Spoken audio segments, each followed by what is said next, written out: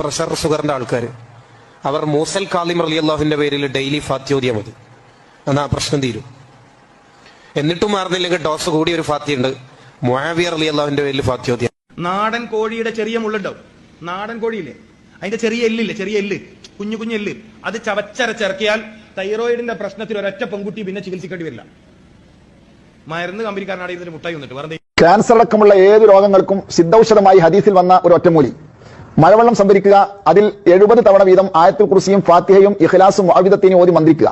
ഒരാഴ്ചക്കാലം രോഗി തുടർച്ചയായി ഇത് പ്രഭാതത്തിൽ കഴിക്കുക. എന്നാൽ അല്ലാഹു തആല അവന്റെ ശരീരത്തിലുള്ള എല്ലാ രോഗങ്ങളും എടുത്തു കളയുമെന്ന് ഹദീസ് അദുറുൻ നളീം ഖസീനത്തുൽ ജുമുഅക്ക് മുമ്പായുള്ള സമയത്ത് ഏറ്റവും നല്ലത് ജുമുഅയുടെ തൊട്ട് മുമ്പുള്ള സമയമാണ്. ആ സമയത്ത് യാ ബസീർ യാ ബസീർ യാ ബസീർ എന്ന് 100 തവണ അങ്ങനെയുള്ള രോഗികൾ പതിവാക്കുന്നത് കണ്ണിന് കാഴ്ചശക്തി കിട്ടാനും കണ്ണിന്റെ പല അസുഖങ്ങൾ ശിഫ ലഭിക്കാനും വലിയ ഫദലുള്ള ചികിത്സയായി മഹാന്മാരായ പണ്ഡിതന്മാർ പഠിപ്പിക്കുന്നു. പ്രാവിന്റെ കാഷ്ടം ചുട്ട് പുകയേൽക്കുന്നത് പ്രസവത്തിനേറ്റം എളുപ്പമെന്നാണുള്ളത്.